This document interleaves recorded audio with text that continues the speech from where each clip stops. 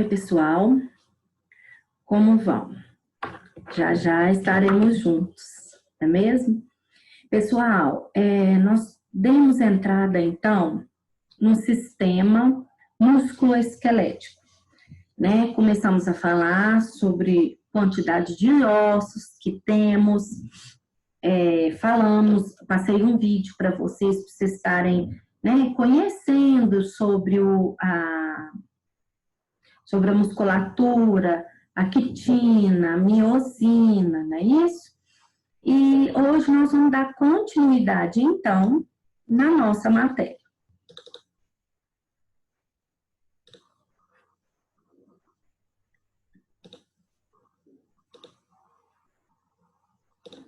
Vamos lá, então.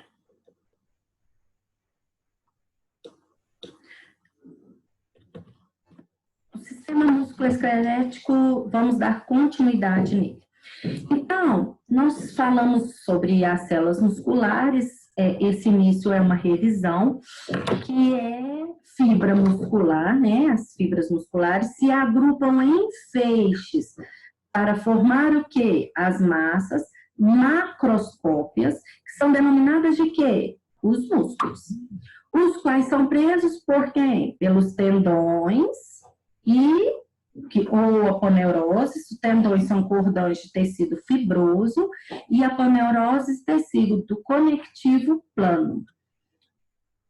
Esses músculos são ligados aos ossos, tecido conectivo, outros músculos, tecidos moles ou até mesmo a pele, né? A fáscias, que é o epinísio, o que é? É um tecido fibroso que envolve os músculos, né? Que é aqui que nós temos o endomísio, nós temos a fibra muscular, os vasos sanguíneos, este, perimísio, endomísio, ao feixe muscular, né? Essa parte de fora. Isso aqui é o pinísio, o tendão que liga ao osso, ao músculo ao osso, ok? O tecido muscular estriado esquelético constitui a maior parte da musculatura, isso também nós falamos na outra aula. É a maior parte da musculatura do corpo dos vertebrados, formando o que se chama popularmente de quê? A carne. Os músculos, eles são formados por miofibrilas, que se localizam no citoplasma da fibra muscular. Nas miofibrilas, existem filamentos finos, que são a actina, e os grossos, a miosina, que formam o sarcômero. O que é o sarcômero? É uma unidade funcional do músculo esquelético. Nós vamos falar, então, sobre a contração e o relaxamento musculoesquelético. Os filamentos da quitina deslizam, nós vimos isso no último vídeo da outra aula, tá? Se vocês quiserem estar voltando e vendo as ligações, né, para contração e o relaxamento, contração e o relaxamento. Então, os filamentos de actina, eles deslizam em direção aos filamentos de miosina. Então, os filamentos de actina deslizam em direção aos filamentos da miosina. Vocês lembram que ele falava que formava o centro do sarcômero? Durante o processo de contração muscular. O estímulo para a contração se origina pela célula nervosa, né? Aqui, ó, eu até coloquei os potenciais de ação musculares são gerados onde? Na junção neuromuscular, ok? Eles desencadeiam, então, a liberação de cálcio pelo retículo sarcoplasmático. Próximo. Então, o que acontece? Ocorre, então, o deslizamento entre os filamentos de miosina e actina. Para quê? Para ter a contração. A miosina se liga à actina, puxando em direção ao centro do sarcômero, promovendo assim o encurtamento de toda a fibra muscular e músculo. Cessa o impulso nervoso, o que põe o fim às potências, às potenciais de ação musculares. O cálcio é devolvido para o retículo sarcoplasmático. E à medida que os níveis de cálcio diminuem no citoplasma, os filamentos de miosina e actina param de interagir e o sarcômero volta à posição primária, ou seja, ao comprimento original em repouso, que é o relaxamento.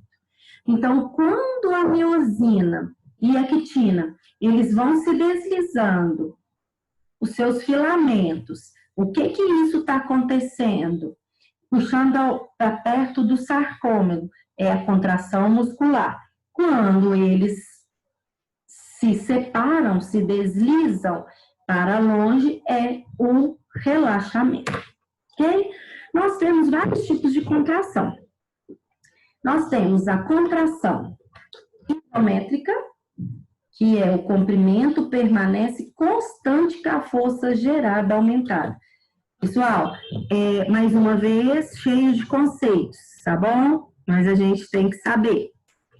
Nós temos a contração isotônica, que é o encurtamento do músculo sem o aumento de tensão. Exemplo, durante o caminhar, tem-se a contração isotônica, que é o encurtamento da perna, e a contração isométrica, que é a rigidez da perna contra o solo.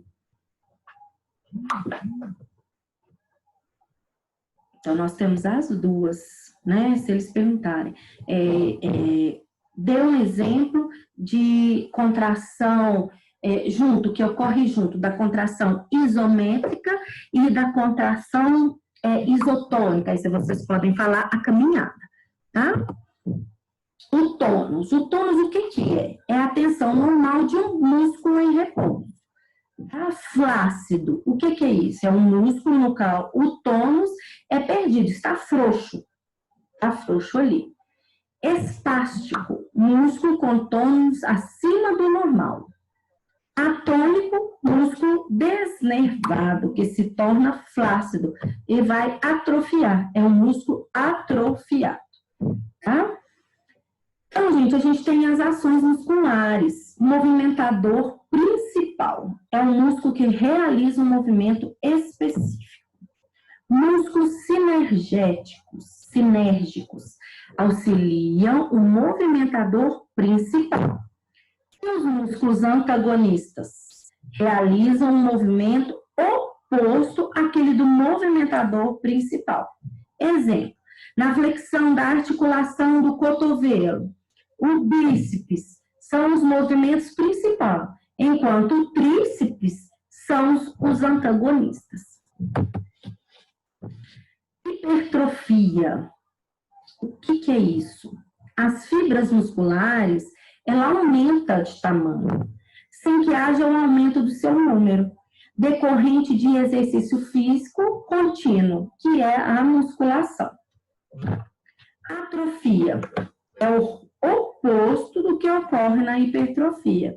É quando há o desuso do músculo e ocorre a diminuição no tamanho das fibras musculares.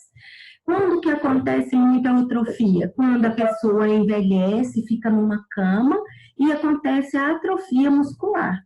Ou não precisa envelhecer, sofre um trauma, um acidente, e a pessoa fica por muito tempo na cama. Aí ocorre atrofia muscular.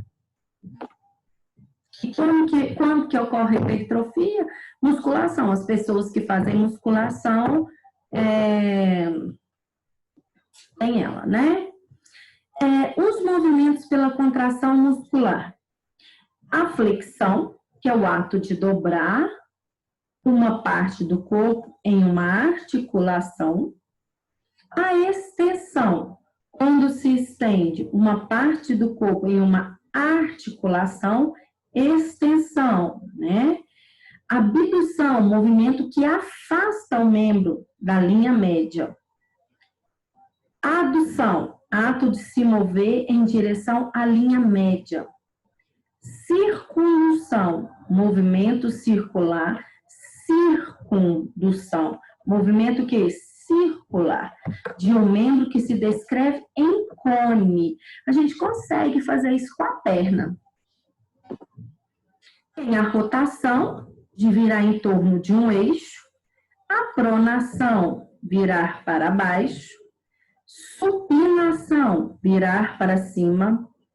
Inversão, virar para dentro. Eversão, virar para fora. Não tem muito segredo, né? Flexão, quais são os tipos de movimento? Flexão, extensão, abdução, adução, circundução, rotação, pronação, supinação, inversão e eversão. Então, são 10. Nós temos, gente, vários músculos, né? Só que a gente vai falar sobre os principais, a gente vai citá-los, tá?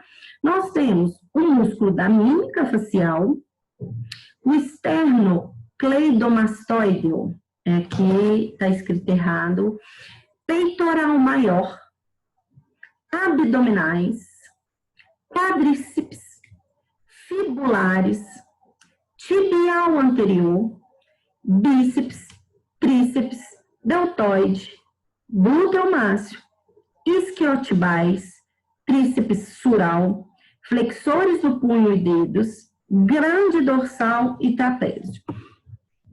Vamos pegar músculos da mímica facial. São os do frontal. Esses aqui, ó. Ok? Nós temos o esternocleidomastoide. Eu adorava, quando eu fiz a faculdade, adorava falar esse, sempre decorei, que ele é uma palavra muito grande.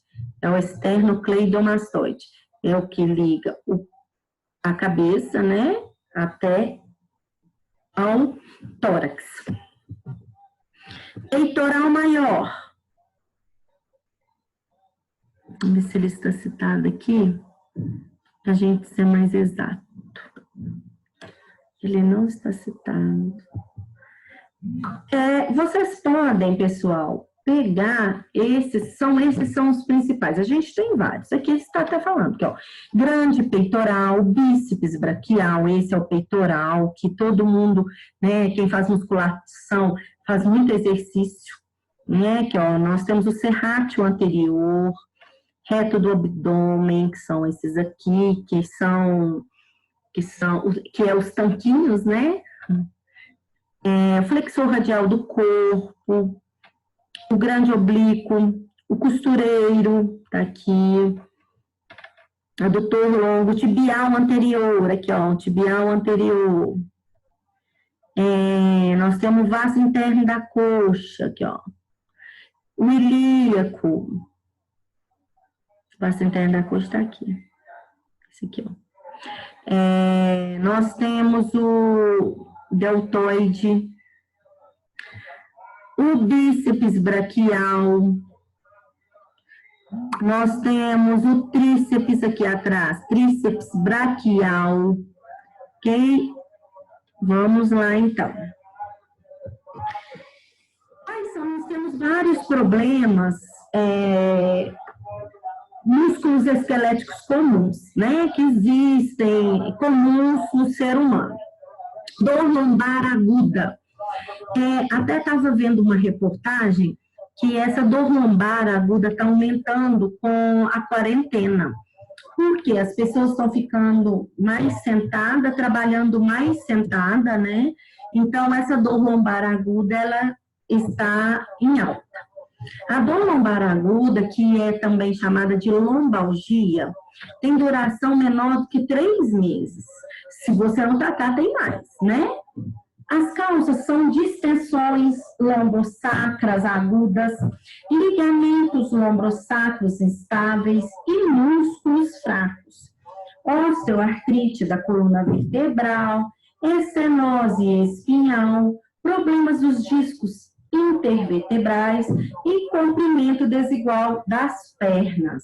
Porque a pessoa que tem o comprimento das pernas desigual, o que ela vai fazer? Ela vai fazer esse movimento.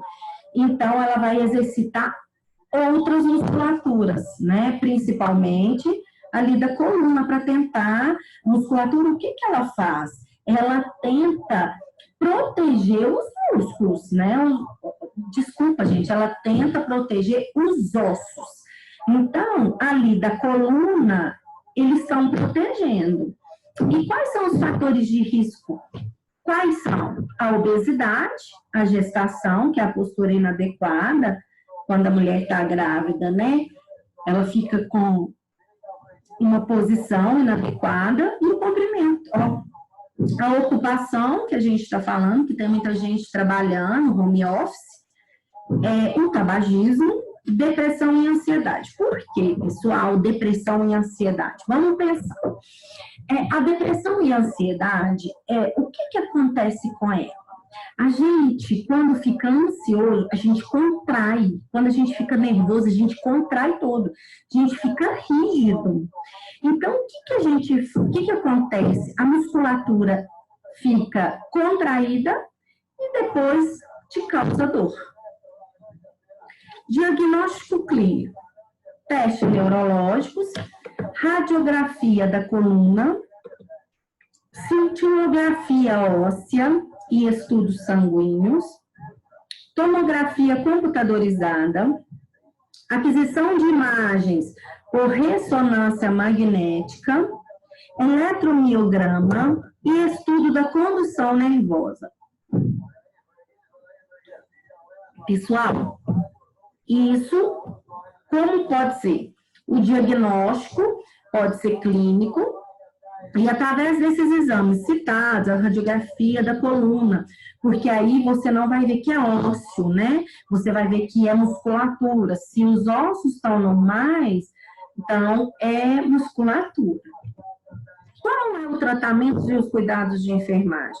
Repouso prolongado não é indicado, devendo se orientar o paciente ao retorno às atividades habituais, o mais rápido possível. Por exemplo, causou a dor. Por que está falando isso? Porque quando está com dor, o que acontece? Repouso. Só que o repouso prolongado não é muito bom. Então, voltar bem devagar à vida normal. Evitar levantar pesos, esticar-se e inclinar-se pela cintura. Cuidados com a manutenção de uma postura adequada. A posição sentada, ela deve ser limitada a 20 a 50 minutos, conforme o conforto. É recomendado exercícios aeróbicos. E quais são os analgésicos? Que é o ibuprofeno, que ele é um analgésico com anti-inflamatório. O Tilenol, que é um analgésico. Anti-inflamatórios não esteroidais. O Zyme. O que é isso? São os corticoides, né? E reabilitação. Os anti-inflamatórios com corticoides. Pessoal, o técnico de enfermagem, ele, no seu profissionalismo, quando for trabalhar, ele tem que tomar muito cuidado com esse problema que a gente está falando aqui, que é a dor lombar aguda. Por carregar muito peso de paciente, a gente vai trocar, né, o leito, então um lençol. Então, às vezes você está sozinho, então você manda o paciente para cá, você pega o paciente, rola ele para lá, pega ele para cá de novo, coloca o lençol de baixo, volta para lá de novo, vão puxar o lençol. Vocês vão ver isso no estágio, que isso é com frequência.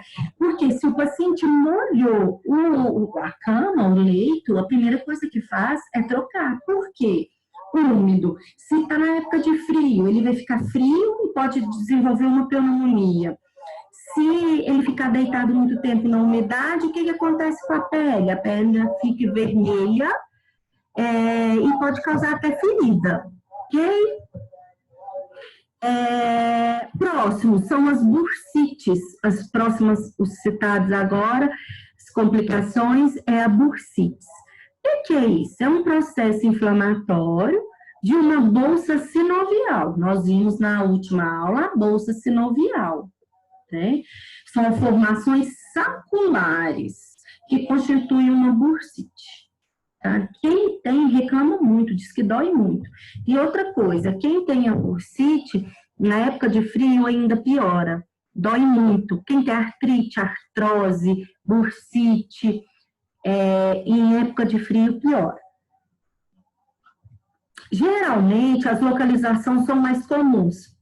Onde? No subdeodoteano, que é o ombro, o olecraniana, que é os cotovelos, isquiáticos, que é os quadris, e o pré-patelar, que são os joelhos, tá? As causas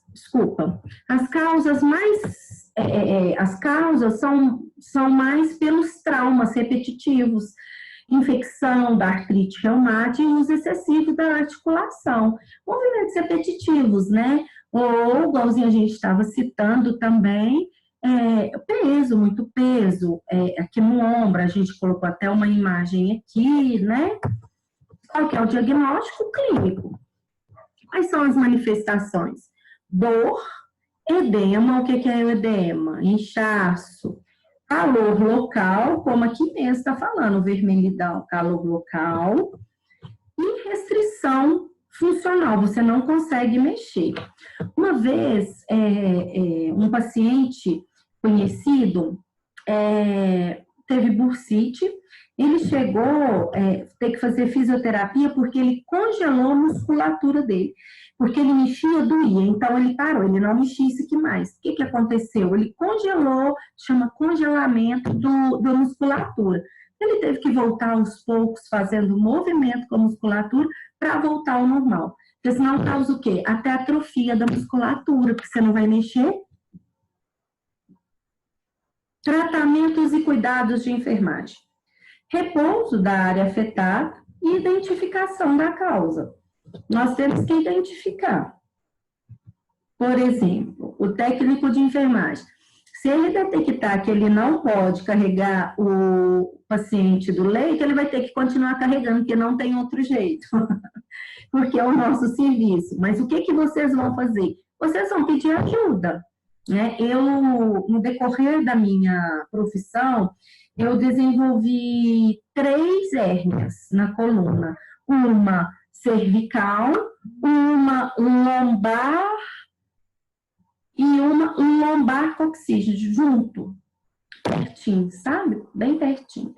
Então, eu sempre estou travando da coluna, por causa de curativo, de ficar em cima de curativo, por causa de paciente, então eu desenvolvi. Tratamentos e cuidados de enfermagem, repouso da área afetada, identificação da causa. Se a gente sabe, né, vamos conversar, né, eu não sabia que eu ia desenvolver essas hérnias, mas se eu soubesse, o que eu poderia ter feito? Eu poderia ter colocado alguma cinta para me ajudar, né, e por que a cinta vai evitar? Não, ela vai consertar a sua postura e vai estar evitando as complicações. Uso intermitente de gelo e calor local. Às vezes tem que olhar qual que é a patologia.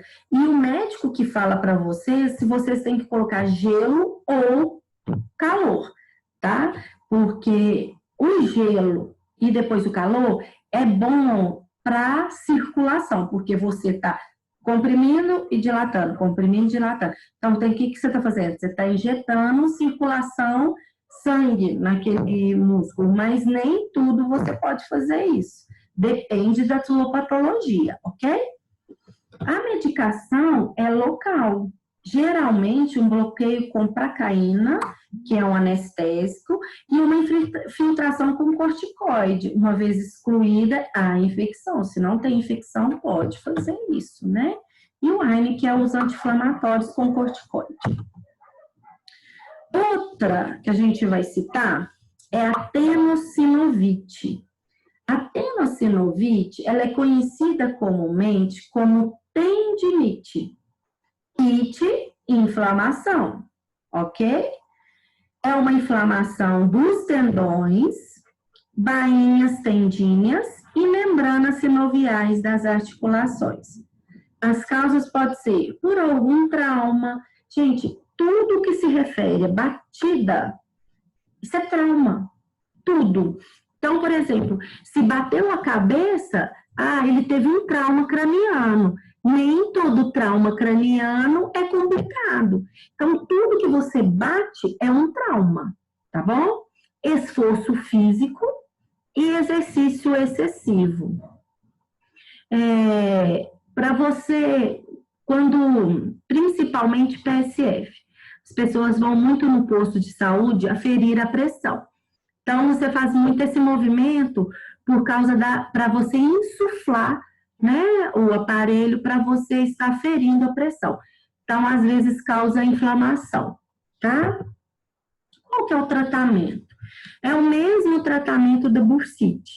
É a síndrome de Desculpa, gente. É o mesmo tratamento da bursite. E qual que é o tratamento da bursite? Uso ou de gelo ou de calor, repouso da área afetada, tanto é que tem umas pessoas que quando é a mão, o que eles fazem? Eles colocam, tipo, não é luva, é para imobilizar, né? Para causar menos dor. Identificação da causa, aí é isso que a gente fala, mesma coisa, né? Você é técnico de enfermagem, você trabalha no PSF, você não vai medir pressão, você vai tentar evitar. Nós temos a síndrome de colisão. É irritação provocada pelo uso excessivo, microtrauma, que ocorre a limitação do movimento do ombro. Quais são as manifestações clínicas? Edema, inchaço, que incha, edema e inchaço. Dor, hipersensibilidade do ombro, espasmo. O que é espasmos? Contração, tá? E atrofia dos músculos, sem você querer, tá? Causa contração e relaxa, tá? Aí sem você sentir. E atrofia dos músculos. Porque você tá com dor. Você não vai mexer, o que vai acontecer? Atrofia. Aplicação, então, repouso do membro afetado, tratamento. Aplicação de gelo na fase aguda, que é nas primeiras 48 horas, isso quando tem a síndrome de colisão, né? As primeiras 48 horas a gente coloca gelo e depois a gente coloca calor. Necessidade de auxílio nas atividades da vida diária e o uso de AINE, injeções articulares e fisioterapia. Gente, essa daqui que a gente vai falar agora é muita gente que tem, principalmente quem movimenta muito com as mãos. Então, são as pessoas que fazem biscoitos, são as pessoas que digitam muito, tá? Fazem massagem, a síndrome do túnel do carpo. Ela decorre da compressão do nervo mediano no punho devido à movimentação repetida. A artrite, hipotireoidismo ou gravidez dá essas dores, tá? Tem conhecidos que operam, fazem essa descompressão, né, do nervo, mas ela volta, a maioria, tá bom? A maioria, não é todo mundo, não. Quais são as manifestações clínicas? Dor, a dormência é muito dos dedos, tá? Por causa desse túnel do carpo. Parestesia e fraqueza, não consegue pegar as coisas, não consegue segurar. Qual que é o tratamento e cuidados? Evitar a flexão e a hiperextensão prolongada ou repetitiva do punho, né? Disso aqui, ó. Porque é aqui, ó, aqui embaixo, tá? Relaxamento, Usar injeção de cortisona cirúrgica. Outro, cisto sinovial. Trata-se de uma tumefação arredondada e firme, com conteúdo claro e gelatinoso, localizado próximo à bainha de tendões e articulações no dorso do punho. Quais são as manifestações clínicas? Hipersensibilidade no local, pode ser indolor, com pouca dor, fraqueza do dedo e incapacidade funcional devido a um envolvimento da bainha do tendão. Qual que é o tratamento? Aspiração, injeções de cortisona local ou excisão cirúrgica e imobilização com curativo compressivo e suporte. Problemas nos pés. Nós temos o calo. Estão relacionadas à produção excessiva de uma camada córnea da epiderme. Hiperceratose, resultante de pressão interna, proeminência óssea subjacente ou pressão externa, que pode ser sapatos apertados. Mulher que usa muito sapato de bico fino, tem muito calo nos pés. Qual que é o tratamento e cuidado? Raspagem por um podólogo ou até mesmo uma cirurgia. As pessoas ficam, quem tem esse calo, fica querendo cortá-lo, né? Muito perigoso, tá? A gente não recomenda. Principalmente porque tem que saber os locais que tem ali veia, né? Para poder passar. E um problema muito grande, esse eu tenho, unha encravada. A unha encravada, unicroptose, ocorre quando a borda livre de uma placa ungueal fere a pele lateral ou anterior. O que acontece? A unha, ela entra, então ela está incomodando. Ou a unha, ou uma pele mais dura, né? A causa é o uso de meias e sapatos apertados. Você vai comprimir o pé, tá ali comprimindo e vai inflamar. Artérios deformados, traumatismo ou infecção. As manifestações, formação de um tecido de granulação, em cima do dedo, em cima da ferida, né, no cantinho ele forma um tecido de granulação, a inflamação local, edema, um inchaço, exudato, que é o pus, e uma infecção secundária, que aquela bactéria dali, ela pode cair na corrente sanguínea e dar outra infecção. Qual que é o tratamento principal? Gente, primeira coisa, eu vou falar aqui o que é, e depois a gente pega muito isso, tá? Lavagem de pé afetada e aplicação de um coito antibiótico líquido, tá? Antibiótico, compressas mornas para ajudar na drenagem de infecção. Pensam nisso. Toda vez que você tem uma infecção, você tem uma bolsa de pus, o que você tem que fazer? Colocar calor para sair o pus. Nunca gelo, se você já tem o pus, tá? As unhas, elas devem ser cortadas retas e bem lixadas no canto, de forma a acompanhar o contorno do artélio, que é a formação da sua unha. Extração da unha pelo pediatra pode ser necessário em infecção grave. Sabe por quê? A unha, ela já tem o seu formato, então não adianta. À medida, se você arranca, ela vai nascer do mesmo jeito, vai infeccionar. Você tem que aprender a dar uma limpada nela, cortar ela reta, para que ela cresça, vindo certinha nas laterais e não cause essa dor.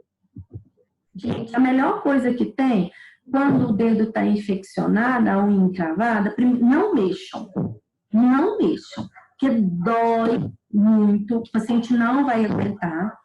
O primeiro dia, de molho, várias vezes ao dia, água morna, vinagre e sal. O que você tem ali? Água morna, vinagre e sal. Água morna tem quente, o vinagre tem álcool e o sal que ele vai puxar com o exsudato e desinfectar o local. Então, vários dias. Viu uma melhora no segundo dia? O que a gente faz? A gente enrola um algodãozinho bem fininho e tenta empurrar ele para os cantos. Para quê? Para você conseguir arredar a sua pele. Tá? Então, você pega um algodãozinho e tenta, bem fininho, e tenta colocar. Se a pessoa não conseguir ficar, aí à medida que você vai colocando, no segundo dia, você vai tentando colocar ele debaixo da unha. Para quê? Para a unha levantar e você ver o que está acontecendo com a unha. E se ela tiver com alguma pontinha, alguma coisa, você corta. Só assim, ou lixa. Nunca deve cortar a tela no canto. Por quê? A outra vai vir do mesmo jeito. Então, você tem que ir adaptando, porque ele está achando, porque é o seguinte, o que a pele está achando? Que quando dá alguma infecção, tem alguma coisa irregular ali que ele não está aceitando. Então, tem alguma pontinha de unha, alguma ponta de cutícula, alguma coisa assim. Então, você precisa saber. Então, você vai colocando o algodãozinho, primeiro dia, vai arredando, segundo, terceiro, você já consegue colocar ele debaixo da unha. Levantou, lixou, cortou a unha quadrada, pronto. Não precisa nem arrancar. Que é um sofrimento muito grande. O dedo, nós temos também o dedo em martelo. É caracterizado por uma flexão da articulação interfalangiana, geralmente devido a meias e sapatos apertados. Que vocês veem, ó, tá vendo? Quais são os tratamentos e as manifestações que ele calos dolorosos, que ó, aqui uns calos aqui, ó. Tá vendo? Que o uso de calçados confortáveis, principalmente, deve ser abertos com as sandálias, exercício de manipulação e proteção das articulações, com compressa, acolchoamento e sapatos adequados para o pé, confortáveis. Não pode, quem tem um dedo em martelo, ele não pode usar, se for uma mulher, não pode usar de bico fino, né? Vai custar. Às vezes, até a cirurgia é aconselhável. O hálux valgo. O que é isso? Popularmente conhecido como joanete. Então, você tem o hálux valgo, vocês já estão sabendo o que é uma joanete. É um desvio lateral do hálux e associado a uma proeminência óssea na articulação metatarsofalangiana. E quais são as causas, principalmente? Hereditárias, principalmente. Se na família já tem alguém com o hálux valgo, esse pode ser hereditário. Mas o que ajuda muito? Os calçados inadequados. E o alongamento e alargamento do pé associado ao envelhecimento. Quais são as manifestações clínicas? Sobre as cabeças do metatársicos, há uma formação de uma bolsa, vendo, bem vermelha, uma bursite local, área vermelha, edema, hipersensibilidade. E o tratamento é o uso de calçados ajustáveis à forma e tamanho dos pés. Agora, o tratamento da bursite ou é cirúrgico ou é a excisão de joanete. Só que quem faz essa cirurgia diz que dói muito, por quê? Cortar os ossos, né? Vai tirar um pedaço do osso. Cortar. Pessoal, vamos dar uma parada por aqui para a gente ir fazer o nosso exercício. As pessoas que estão me entregando o exercício estão muito pouco, tá? Irão contá-las como pontuação.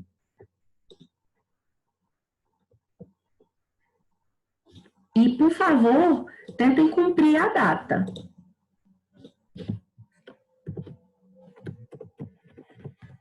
Exercício de sistema esquelético 2. Nós estamos dando uma continuidade.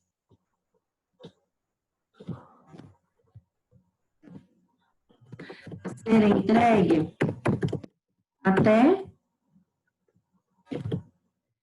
Vamos ver a data?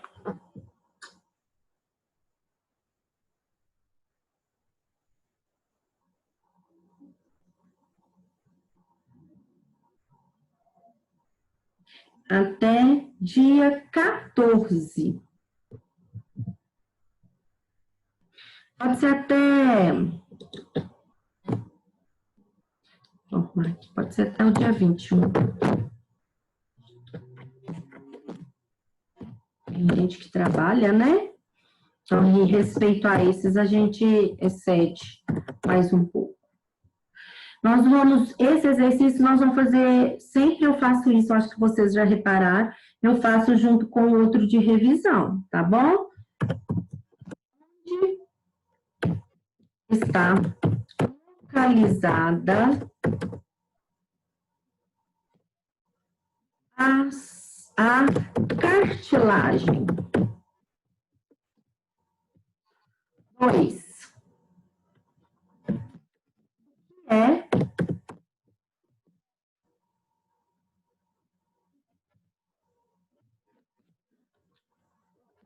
Quero que vocês me falem o que é periósteo e endósteo.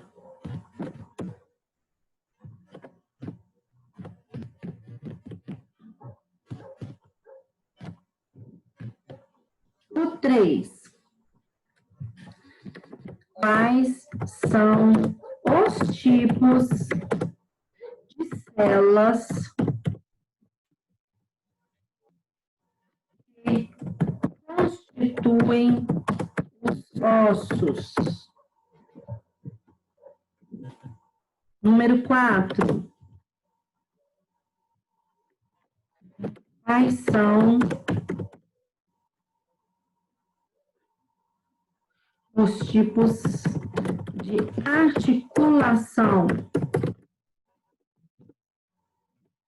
5.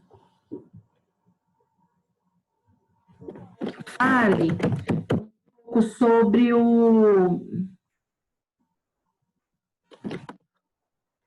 tipos de contrações que a gente citou na aula de hoje, né? São quantas contrações? São 10, não é isso? Não. As contrações são as isométricas e as isotônicas, tá bom? Tá bom? Fale sobre os tipos de contrações, por favor. 6.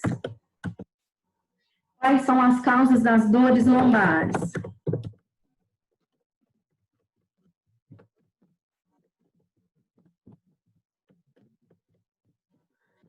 Fale sobre os cuidados de enfermagem sobre esses pacientes que têm essas dores lombares. Tá bom? Vou deixar esse exercício para vocês, não vão ser muito extensos, para a gente estar sempre refazendo uma revisão e sempre estar relembrando, tá bom? Vocês podem estar tirando as dúvidas, pode estar deixando as dúvidas que eu posso tirá-las para vocês. Nós estamos aqui para dividir os conhecimentos, não guardem para vocês o conhecimento, a gente tem que dividir, quanto mais a gente dividir, melhor. E eu estou confiante que já já a gente vai estar junto dentro de uma sala de aula. Pelo que a gente está vendo, né, das vacinas, eu acho que já já a gente vai estar junto, tá bom? Eu estou, então, à disposição. Qualquer dúvida, podem contar comigo. Se Deus quiser, estaremos juntos. E espero a compreensão de todos vocês nessa fase que nós estamos todos passando. Tá bom? Fiquem com Deus e um grande abraço.